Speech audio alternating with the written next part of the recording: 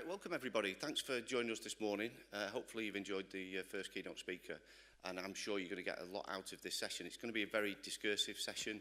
The whole point of this session is to talk and learn about the AoC Beacon Awards, and we've got a number of this year's finalists, all of whom will find out who is this year's Beacon Award for effective use of technology next Friday in London. So it's a really exciting time for the finalists here. I'm Paul McKean. I'm the Head of Further Education and Skills at Jisc, and I am an assessor as we sponsor the award. And we have on the panel Angela Hales, who's a Beacon Award assessor, Steve Smith from Preston's College, Deb Miller from Grimsby Institute for Further and Higher Education, and Aftab Hussain from Bolton College. And we're going to hear from all of the finalists and what they're currently doing and have done as a part of their submission for this year, and actually more broadly what they're doing in their institution, because the whole purpose of this session is for you to understand kind of what makes a good application, because we want to really encourage you, if you're doing some innovative practice, to apply for this award yourself and really showcase and shout about the work you're doing. Because over DigiFest yesterday and Stakeholder Forum yesterday that I was involved with, there's evidently lots of practice that's going on in the FE space, and that's where I'm talking about today. And we really want people to shout a bit louder about the work they're doing, because some of it is really innovative practice. But to start the day, what I want to do is to hand over to Angela, who's going to join me at the lectern to talk about the AoC Beacon Award process, what makes a good application, actually what makes a poor application, and to talk about some of the findings that we've had through going through that process. So if I welcome Angela to the stage. Thanks, Paul. Well, I just wanted to say it was a great privilege to be part of the Beacon Assessor Award team this year, and particularly for the award for the effective use of technology in FE, which was sponsored by Jisc. So I was working with Paul and two other assessors, and we went through all the applications that came in for this award. The Beacon Awards provide an exceptional opportunity to promote FE and support learning and continuous development in the sector. They really are an amazing opportunity for colleges to take part in, and I hope that we manage to persuade some of you to put some applications in. When I'm talking about the awards to people who don't work in FE or my friends or whatever, I always say it's like the Oscars. It's like the Oscars but for FE, because that's how it feels when you win one, and you don't just have to believe me for that. I just wanted to really quickly bring Deb in, because I know that they've previously won one, just to say about the impact it can have on your college. Yeah, so since we won the Staff Development Award last year, we've had so many colleges wanting to come and hear about the level up process that we have for levelling up staff's digital skills. It means that we've networked with lots of colleges, we share best practice, so when we share our level up, we get some good practice back.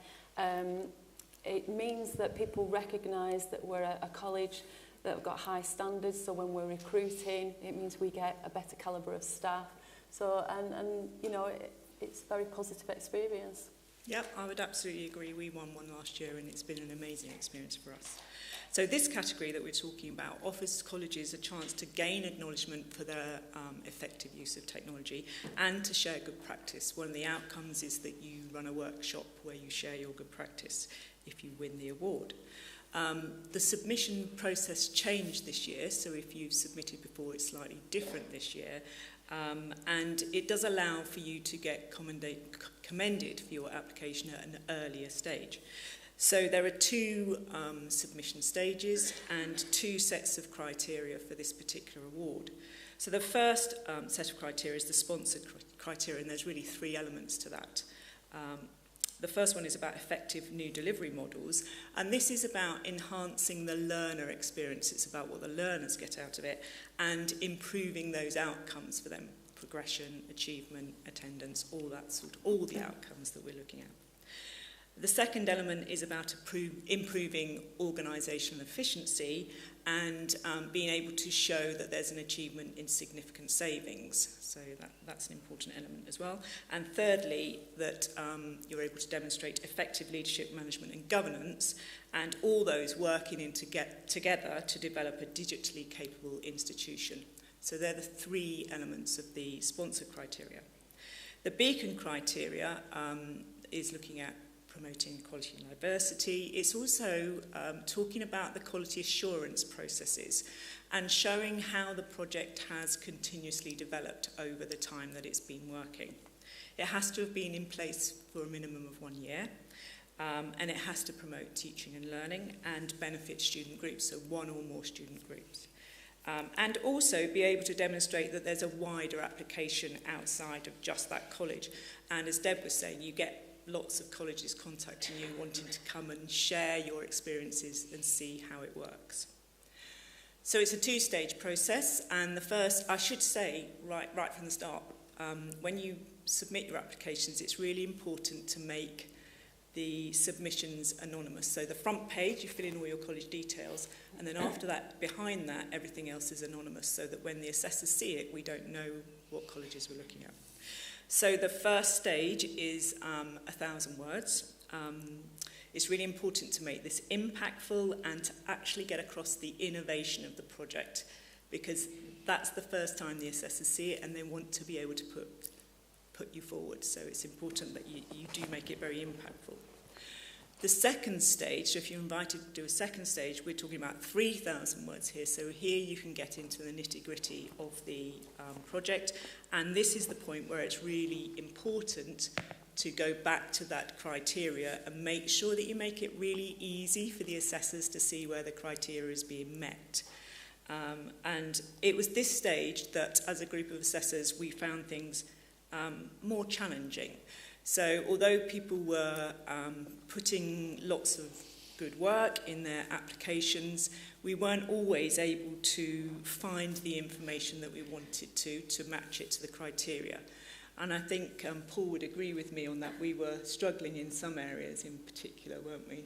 Yeah, I would just say that when we're reading through an application, although you can kind of guess what people are trying to say, you can't do that when you've matched it to a criteria. So particularly when people were talking about organisational efficiencies, in the round they were talking about it, rather than saying, actually, this is saving us 100,000 sheets of paper or 10 hours of staff time, just something that is actually tangible, and that's easier for us to do. We can then, as the process progresses, challenge and unpick that question. What we don't know in the first instance what's there, it is difficult, as you said. Yeah, thanks. So we looked through all the 3,000 word applications and matched them to the assessment criteria, and out of that we were able to put forward 3 finalists who are here today.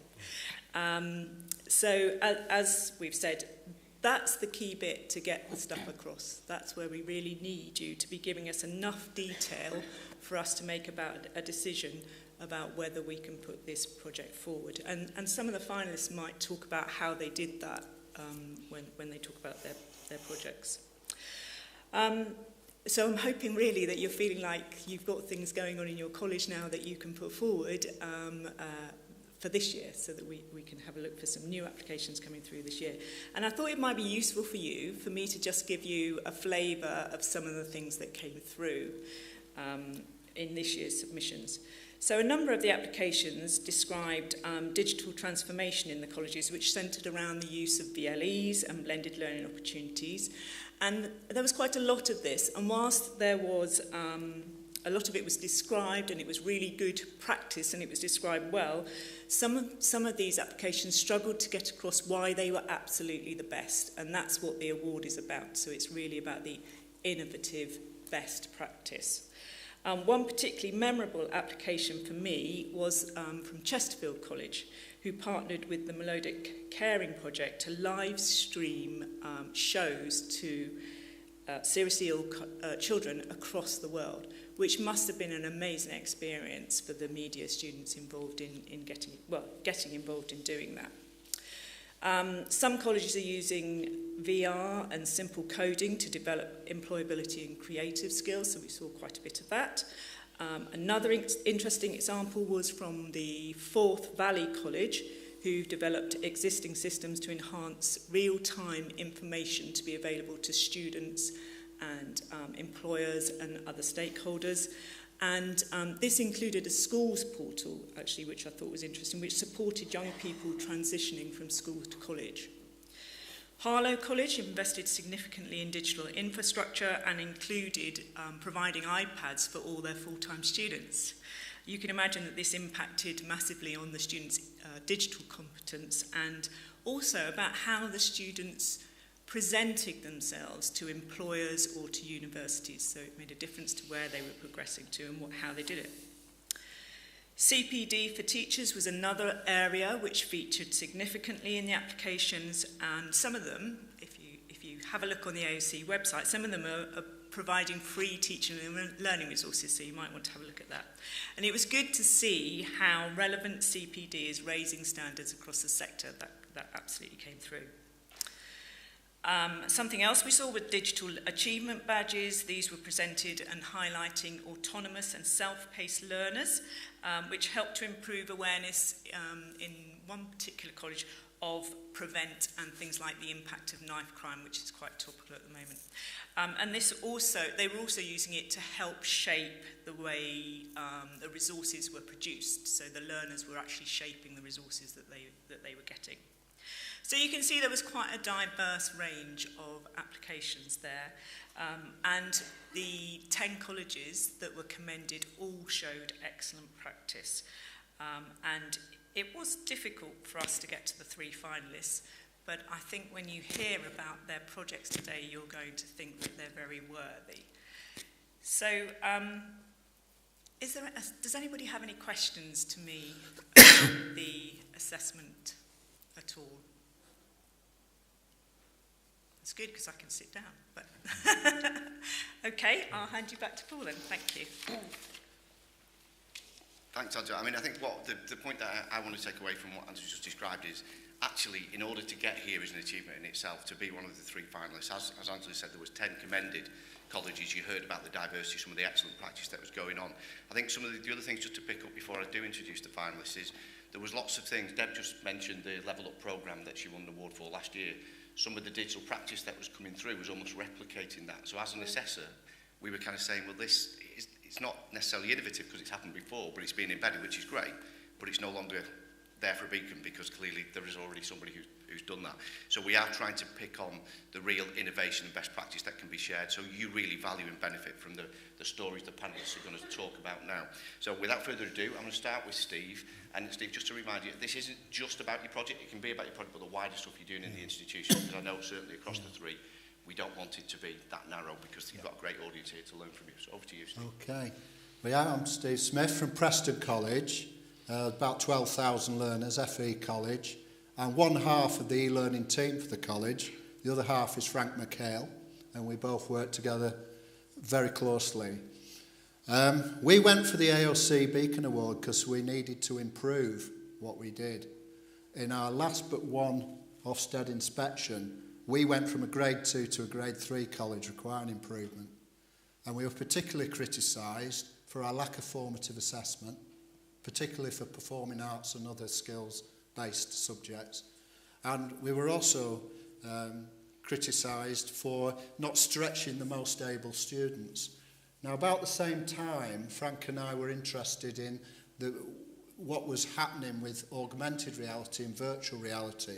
And we went to the BET show 2 years ago, and we came away with thousands of pounds, Unity, skills, can't do it, not going to bother. And then Jisc, Matt Ramirez from Jisc, opened the doors really and introduced us to consumer-level AR and VR equipment, low skill and quick results, and so it started. But we wanted to come back to our criticism for lack of formative assessment and not stretching our most able students. And at that point, it seemed to our boss, Alison, that we should go for this because it's going to sharpen up our methodology and our reasons for deploying this technology. Not just because it's cool and wow, but because it's actually going to address some of the criticisms we've had from Ofsted. And we found the application process actually shaped that immensely. Because of the questions they asked, the tough questions, they're basically so what questions. Justify why you do it. And as a result of the AoC application process to get where we are, we feel we've increased in confidence and we feel our vision in digital strategy and in business planning has gone forward. And I'm not from that background, but Frank and I have a lot more certainty about where the future lies. One of the advantages, time me out if I go on too much, right? One of the advantages or the offshoots that we never anticipated going for the AoC Beacon Award was our business planning. We've got a lot sharper with it. We've been exposed to AI. I mean, AFTAB was kind enough to have us over to Bolton College. Now, whether that would have happened with or without the application process, I don't know. But he was kind enough to spend the afternoon, and we really got to understand what AFTAB and his team were doing, and it's great. We know Deb as well, but it's the networks and what they're doing we get affected by, and that starts affecting what we do. But while you're affected by other people and the great work they do, you start thinking, right, that technology is really good, but we don't feel ready for it. But in the medium term, perhaps, and that feeds then into our digital strategy. And there's some technologies we come across we can do straight away.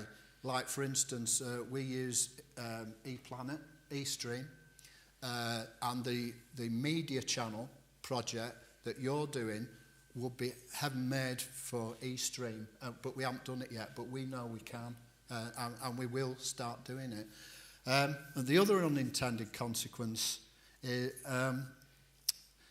that staff get more engaged. Our CPD programme had plateaued, but with the arrival of entry-level AR and VR, we've got 21 curriculum leaders across the college, and I would say a third of them were digital savvy and at all interested. That has doubled in the lifetime of the application process for the AoC.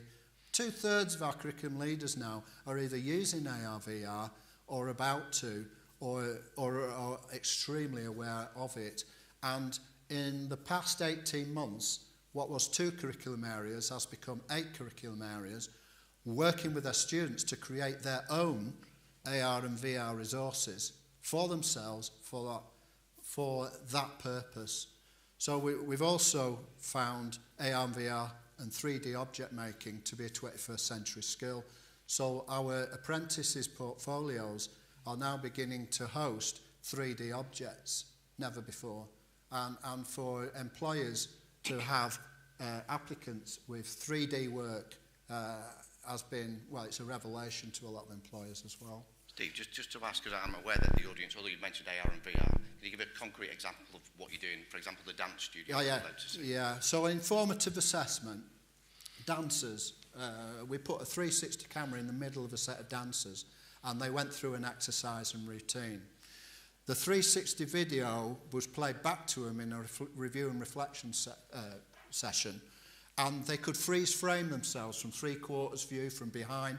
I know there's mirrors in dance studio, but it's a fleeting thing and it's gone. Whereas here you could freeze frame and really see their extensions, their postures, how they relate to each other through space.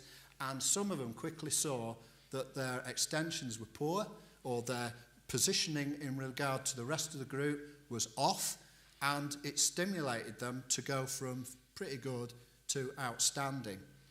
It also shocked, we did it for actors as well. They were doing Darknet, which is a play in the round. So it lends itself to 360 right in the middle, and the actors worked around it.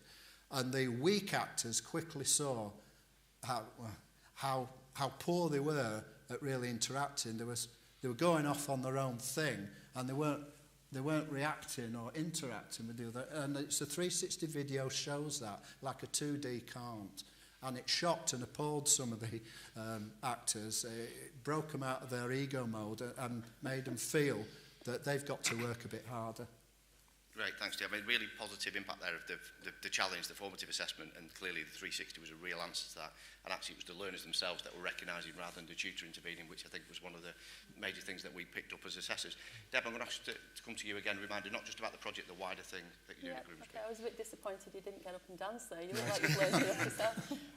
Good morning, my name's Deborah Miller. I'm the Group Director for Digital Learning at Grimsby Institute. I'm actually here representing the Digital and Creative Industry faculty.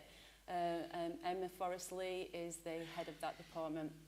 So I can't give you that tangible, passionate kind of experience that Stephen's just given you, because he's lived and breathed that project. I haven't. So I've made some notes just so that I do them some justice, if you don't mind. So the project is Estuary Student TV. So we've set up a project that creates our own college studio, TV studio. TV production company. There are reasons we've done this: to improve and generate employee partnerships engagement, to serve the local community. So we actually had our own channel as well. So quite a lot of the footage or the work that the students did was revealed on a daily basis. We also wanted to create a new wave of graduates that were able to go into industry with knowledge, experience and awareness, and use the latest equipment and use the latest methods with that industry knowledge. The department 3 years ago was a grade 3, Ofsted grade 3. It is now grade 1. The whole college is a grade 1 now. And achievement rates went from 86% to 98.1%. So what we see through that is students becoming more empowered, more able, and they work on it. From what I've heard, they work on it. Rather than coming in for your college lessons, they actually are on a rota. So they come to the lessons, but at any given time, the students on a rota for if any sort of like news headlines, something happens. So if there's a fire, which there was recently, the people who are on duty will go straight to the studio, pick up the appropriate equipment, fire out and go and record it for the news. We have some learners using drones to capture and create footage, whether that be for news articles, whether it be for local projects. So I know that one of the teams are now working with Grimsby Football Club, and they're doing promo films, and they're sort of like producing some learning content for them as well. So that's just in the process at the moment. The college, the students, from what I can remember, they've produced about 500 films. A quarter of those are external and the rest are internal. So things like end of year show reels. Like yesterday I presented, I wanted to have a film for Paul's session that illustrated the innovation that we do on a daily basis at Grimsby. I think you can talk about it, but until you see it and see it in real terms, when you see it on a film, it just brings it to life. And the students and the staff team produced that. I thought it was quite a powerful image or video. We've put it on the Jisc. Yeah, so just for information, there's now an Education 4.0 Jisc landing page on the Jisc website. If you go to that, I think front and centre is the video that Deb's just talking about, which was produced as part of Estuary TV, which is the project. So this project has been going on for about 3 years, and the starting point was to recruit a channel manager, and he has his own editing suite and the equipment, and the students go to the lessons, and we're talking from level 1 to level 6 students, from TV production, photography, professional writing and other media courses. And when they're doing the project-based work, they go and work with the channel manager. The channel manager will mentor them, will guide them on using the technology, and he will quality assure the material before it actually goes out to the clients. We're in Grimsby, and Grimsby's great. I live there 4 or 5 days a week, but it's hard to get there, and you have to make an effort to get there, and you have to make an effort to get out of the place. And some of the learners haven't actually been out of Grimsby, so they're working with partners and employers, and they're gaining confidence. And what I heard when you came to visit was that the level 1 and level 2 students who previously were unable to feel confident in using the cameras, because the students above them have now got experience, they were passing that down amongst themselves. They've been on international work placements, paid work placements in Malta, Germany and France. And I think the whole college knows that they are a service. We don't think of it as a student department. It's actually a service that services the whole college. So because we've got 17,000 students, we're across a lot of sites. We're across 150-mile radius. So sometimes, we need students to help get us the message from the senior leadership team or from a department, just to showcase what's happening. They've won lots of awards. Now, they make short films to promote the work and the achievements that they're having. So I don't have the love and the passion because I've not been involved in it, but I hope that explains the gist of the project. I think it really does, Deb. Thank you. I mean, just to say, just on the cultural side, one of the aspects of the project is they're not called learners, they're called crew. Yes, so they're actually, they feel as if they've got a job as a part of the course. They actually have a uniform, they've got a channel manager, they're called the crew. Can we get a crew out to this now? It's a very, very positive family atmosphere and very grown up as well when you see the level 1 learners working with the level 4 or 5. It's a team, it's not, they just work together as a team. It's wonderful. Okay, great, thanks, Deb. We are going to take questions in a minute. I'm going to invite Aftab, and I think you'll start to see the very different kind of approaches that all of the projects have, all very powerful in their own right. But Aftab, I can invite you to talk about your project, please. Good morning, everyone. Bolton College is a relatively small college. We've got about 2,500 full-time mainstream students, and with part-timers we've got about 11,000 students in total. We've got quite a rich history in using data and learning analytics to support our students and our teachers. So we've had a business intelligence layer that supports teachers and tutors monitor the progress of our students now for a number of years. And the college has invested considerably in developers that look after the data across the college, and also the development team and the learning technology team that develop services based on that data set. So with this rich history and growing maturity of data on the campus, one of the things that we said was that can we develop a chatbot?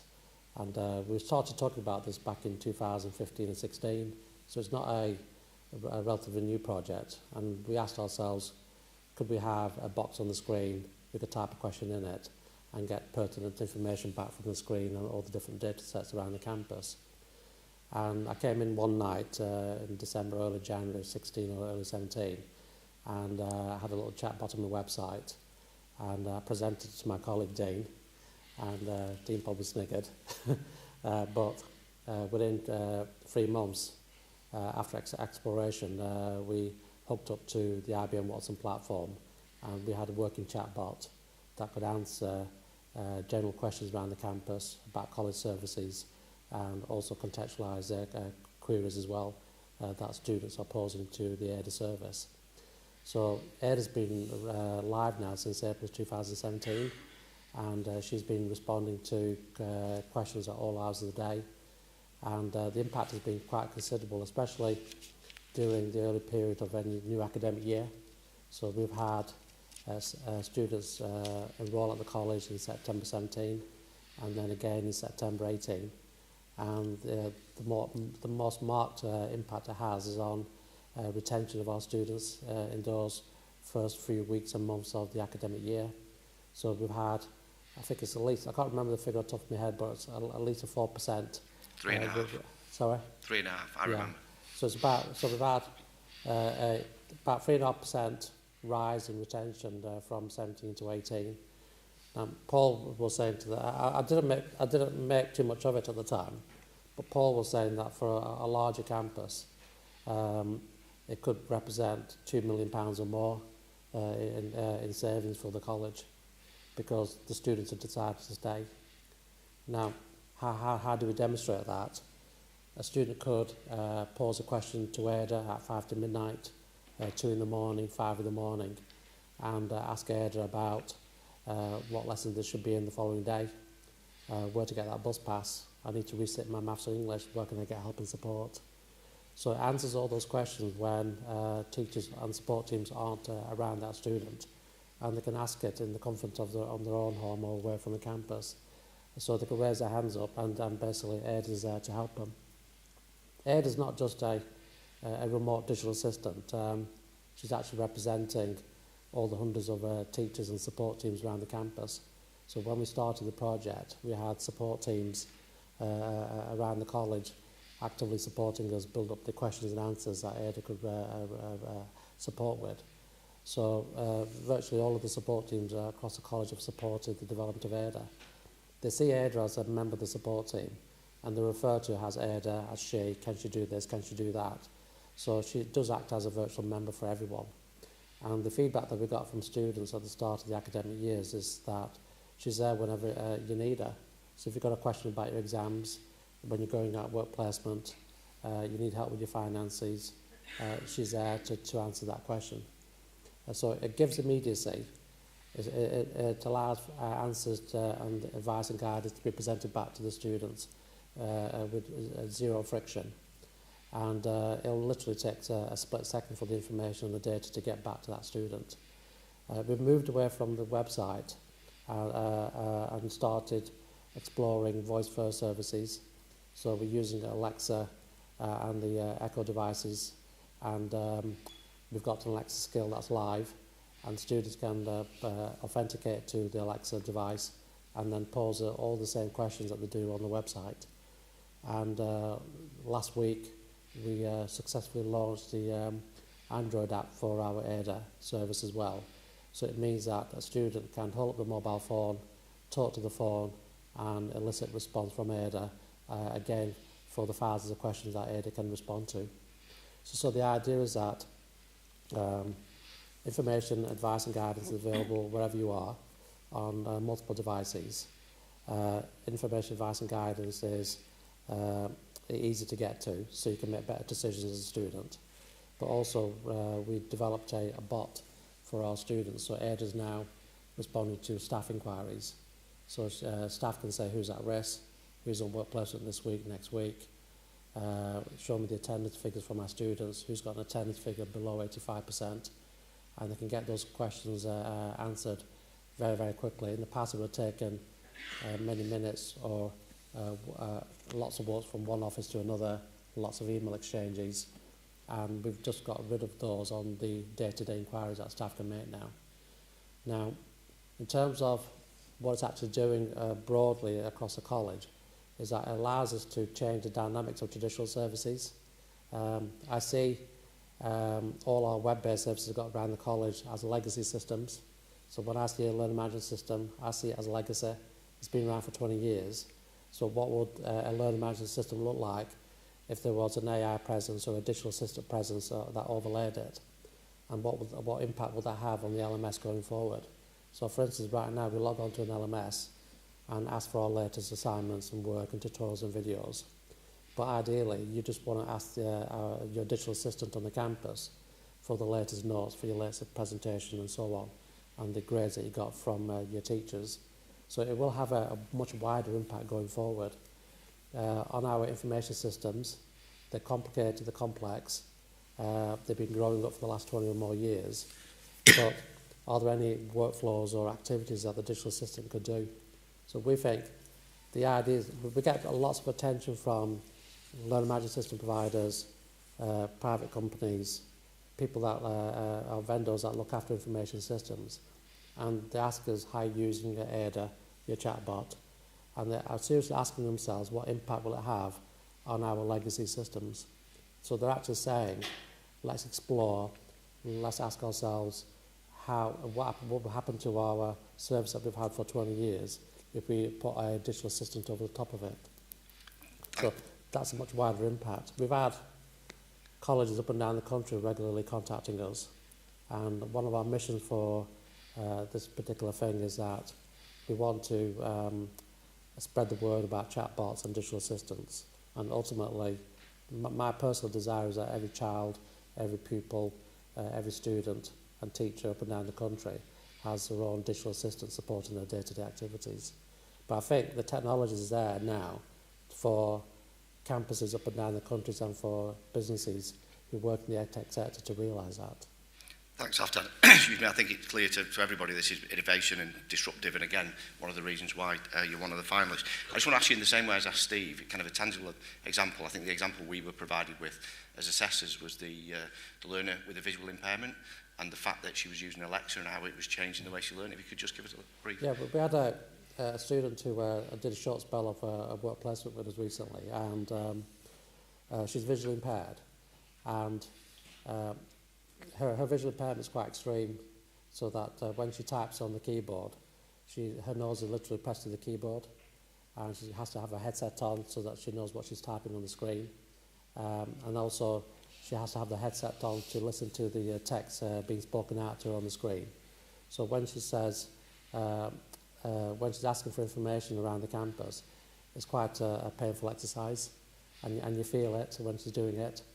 And then we introduce her to Ada on the mobile phone, and Ada responds in a split second. But also we introduce her to Alexa. We had one in the office, and we said to the student, make a call out to Alexa. And she said, what's the weather like today? And she got a response just like that. And then she said, well, ask about your timetable. And she got a response just like that.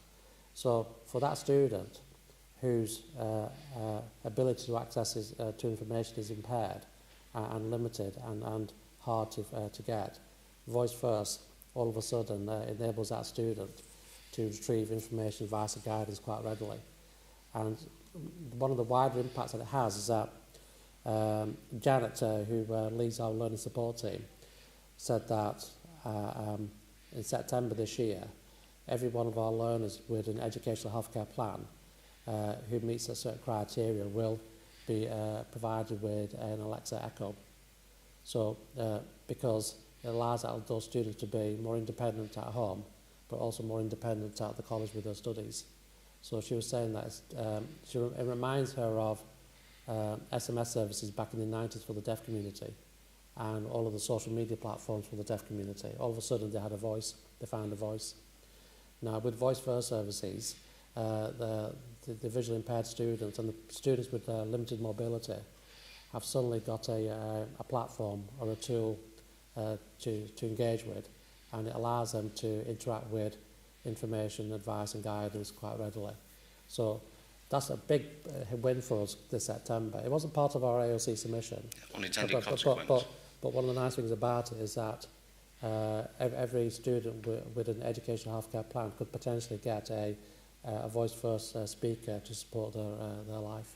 Thanks very much, Aftab. Now, I'm really keen to open the questions up to the audience because I'm sure you've got questions to ask either about the Beacon Award process, and that would be Angela or myself, or about the projects themselves. So if you could raise your hand, and it is really hard to see in this light. I can see somebody right in the middle.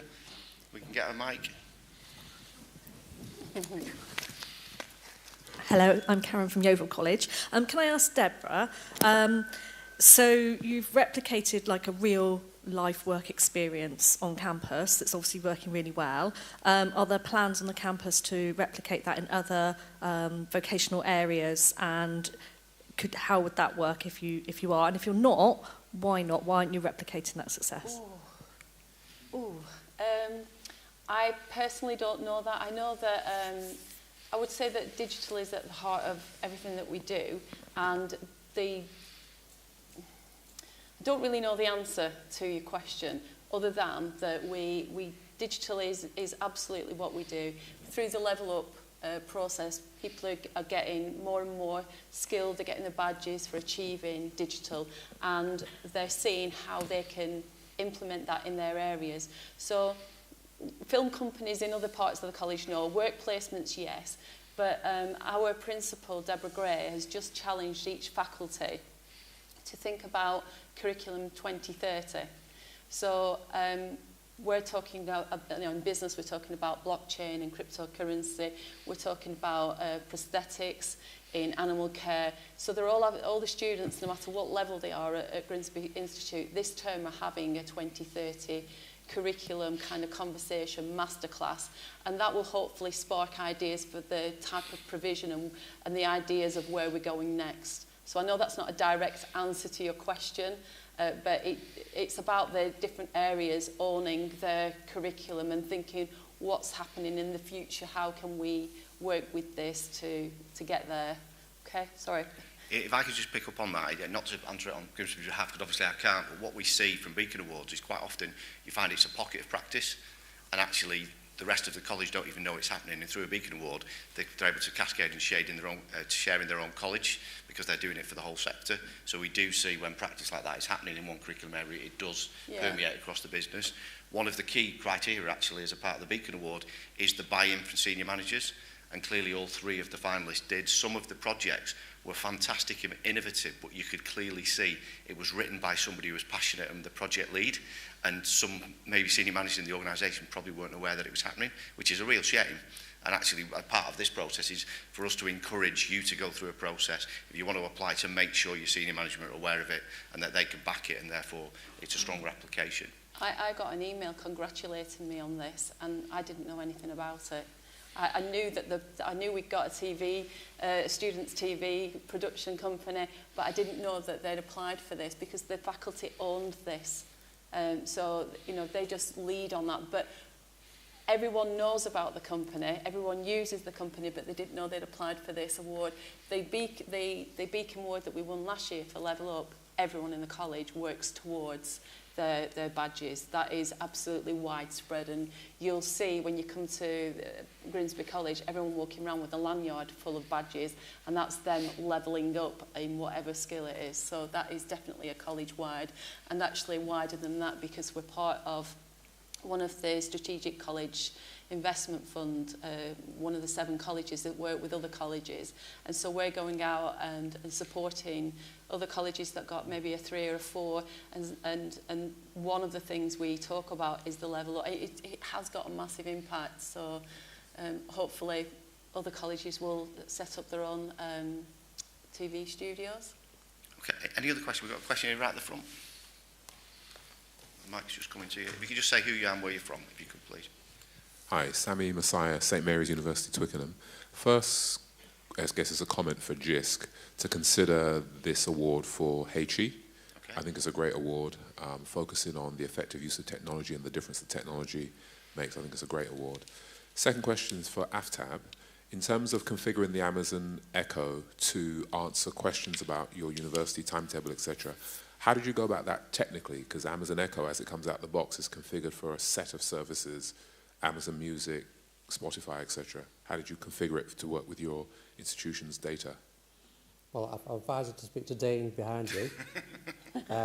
But we've got an API that hooks up the ADA service to multiple services.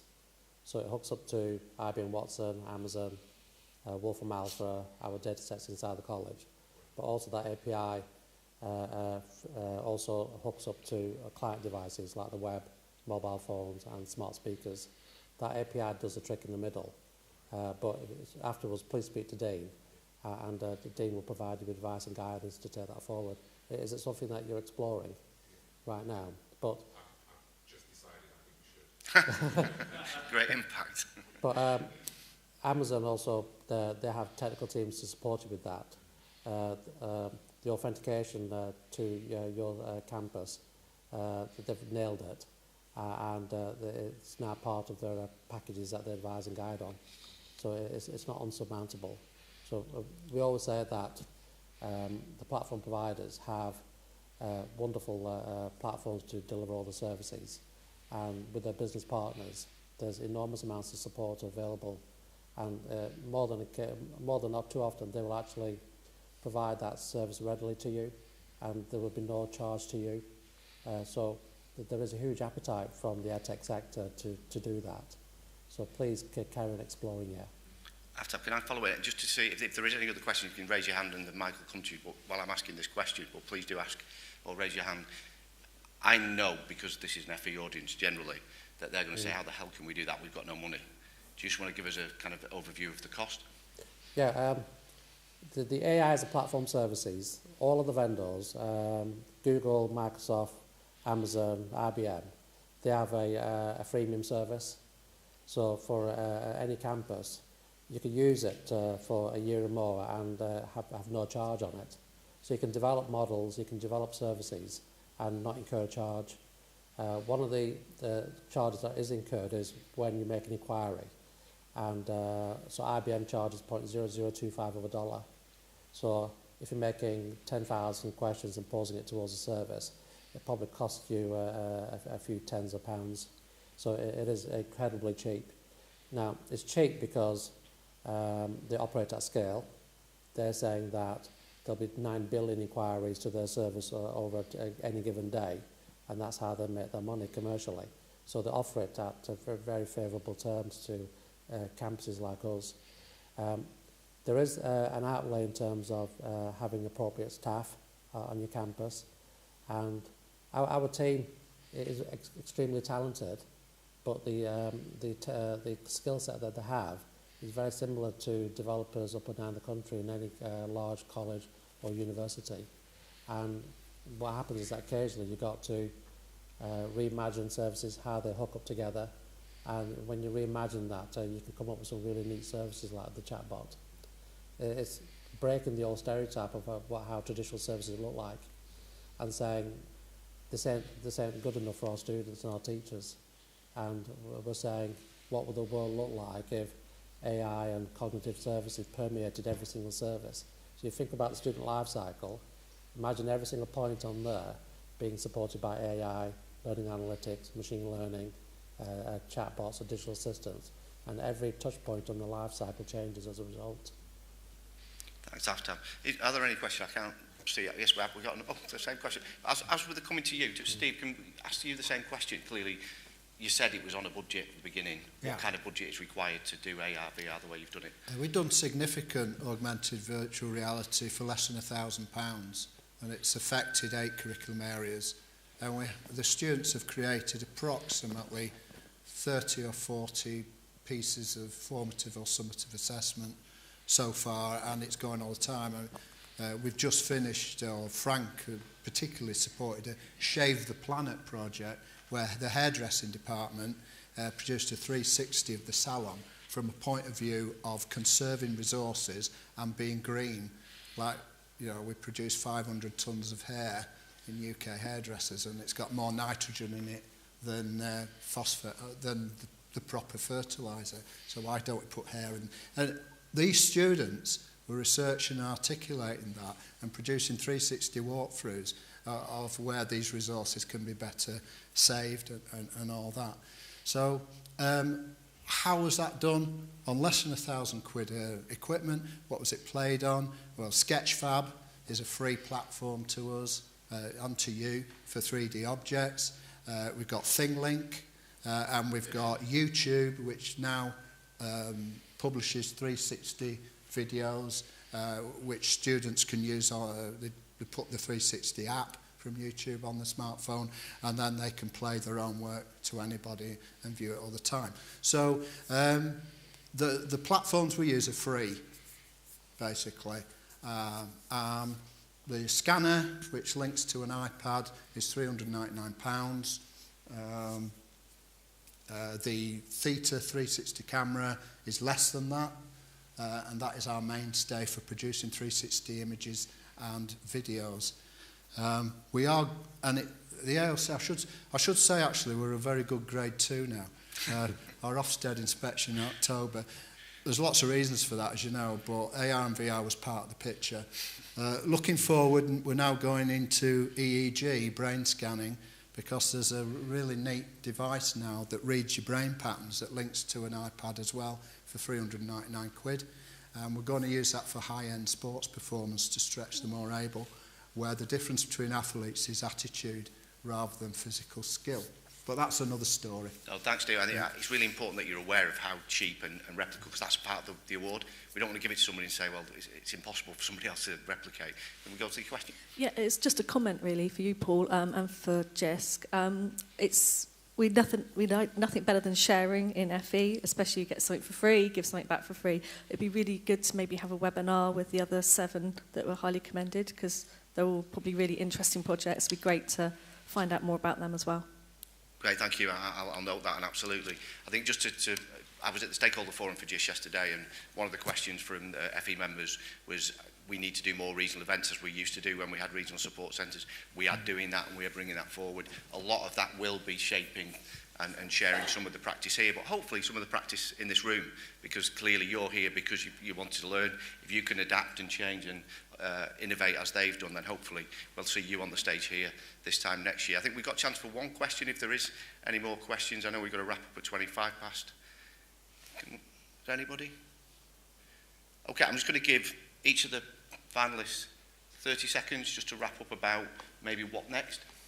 Yeah, well, like I said, the EEG, the brain scanning technology, but we're just getting smarter and wider, getting staff involved in producing more AR, VR. That's 15 seconds, isn't it? You can scan a Frank and I can show you how to scan an object into a 3D image in 10 minutes. In half an hour, you and your class will have produced 3D objects and be reviewing them. It is that easy and it's that simple. Get yourself, if you're applying for the process, get yourself someone who's influential in the organisation and who has passion about it and has the ear of the principal. Don't be an enthusiast on the side, because you've got to have your whole college behind you at some point. Otherwise, it will be abundantly clear that you haven't got an institutional strength, and it's essential to have that. Thanks, Steve. Deb, not necessarily for the project, maybe for the college. We've recently just finished a mixed reality training course, the HACCP course. So, you know, we finished that. We're thinking what's next with that. I'm very, very keen on accessibility and inclusion. So things like what you were talking about Echo, we're linking Echo to our virtual learning environment, Canvas, because they've now made it so that you can use it. So I'm kind of really trying to focus on accessibility and using technology to enable learners. Thanks, Deb. And finally, after I've got a very long to-do list. Automatic marking, so the machine will read your work, understand it, classify it, give you feedback and sign you off. We're hoping to do automatic student report cards, so that the computer will look at your complete data set on any student on the campus and generate 2,500 daily report cards in like 2 or 3 seconds. Nudges, so the ADA service will nudge and advise and guide students and teachers around the campus with to support them. So when a student says, when's my next assignment due in, Ada knows a date, but also she says you need this grade in order to maintain your grade average, increase your grade average. So we're doing things like that. Ada will start to make phone calls, take phone calls, correspond, and support that for the teachers around the campus as well. So these are some of these things that we're doing around the campus, but it's all based on data, unstructured data, and using it in a really imaginative way that most campuses haven't quite seen yet before. But I think these will be commonplace within the next 10 years. Thanks very much. We've drawn close to the end of time. Can I please ask you to show your appreciation for the finalists and wish them all luck. Andrew and I wish you the best of luck for next Friday, is it? The award finalists. Although we're assessors, we don't generally know who's won. We just put forward a suggestion and a note. So really good luck. Thank you, everybody. Cheers.